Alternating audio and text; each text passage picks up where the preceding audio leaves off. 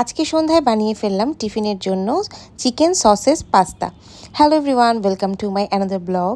আজকে বাসায় গেস্ট এসেছেন, তো গেস্টের জন্য আমি পাস্তা রান্না করছি।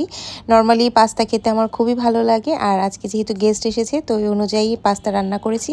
আর এদিকে এই যে মিষ্টির সমাহার দেখতে পাচ্ছেন, তো গেস্ট আমার একজন বড় ভাই এসেছেন, উনি আসার সময় অনেক টাইপের মিষ্টি নিয়ে এসেছেন। তো আমার পাস্তা রেডি হয়ে গেছে আর মা এদিকে সার্ভ করে দিয়েছে। দেখতে খুব সুন্দর লাগছে, তাই না? তো সবাইকে সার্ভ করে দিলাম। তো সার্ভ করে তারা খাওয়া দাওয়া করছে, গল্প করছে, আর এইদিকে আমরা টেবিলে বসে গিয়েছি। আমি, মিঠি আর আমার বড় চাচাতো বোন এসেছে, আমার ভাগ্নি এসেছে। তো সবাইকে নিয়ে অনেক দিন পর আসলে আড্ডা, কথা বলা, গল্প, খাওয়া দাওয়া ভালোই লাগছিল। আর পাস্তাটা সত্যি খুবই টেস্টি হয়েছিল।